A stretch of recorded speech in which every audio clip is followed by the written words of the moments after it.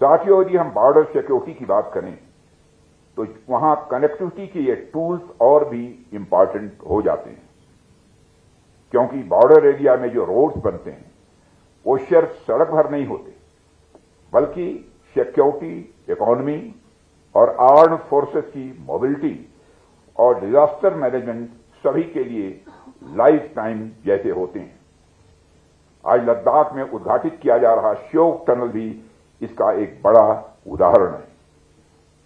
आप देखिए कि सीमावर्ती क्षेत्रों में इन इंफ्रास्ट्रक्चर के कितने फायदे होते हैं।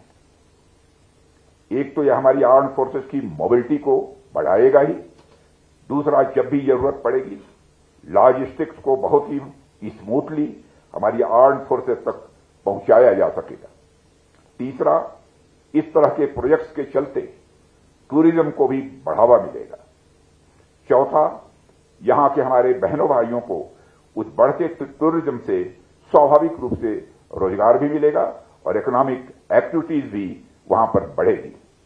और पांचवा, लेकिन सबसे महत्वपूर्ण, यहां के लोगों में डेवलपमेंट के प्रति, सरकार के प्रति, व्यवस्था के प्रति और लोकतंत्र के प्रति विश्वास भी स्वाभाविक रूप से मजबूत होगा। यह एक हिस्टोरिकल फैक्ट है कि जिस समाज में कम्युनिकेशन सशक्त होता है वहां लोकतांत्रिक मूल्यों, सांस्कृतिक विविधता और साइंटिफिक टेम्पर को फलने फूलने का स्वाभाविक रूप से अवसर भी मिलता है।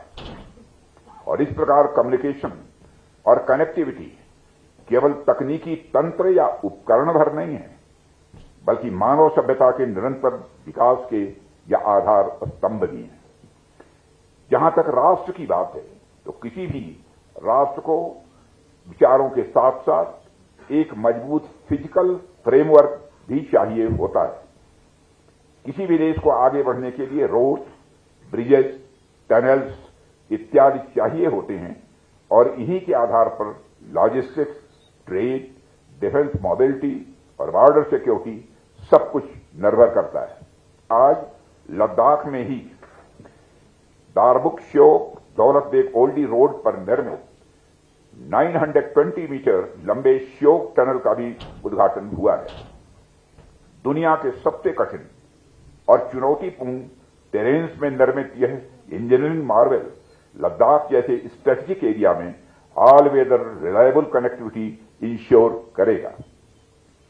इसके अलावा श्योक टनल भारी बर्फबारी, अवलांच और एक्सट्रीम टेम्परेचर वाले क्षेत्रों में भी सुरक्षा, मोबिलिटी और विशेषकर हार्श विंटर्स के दौरान तेज डिप्लॉयमेंट कैपेबिलिटी को भी कई गुना बढ़ाएगी।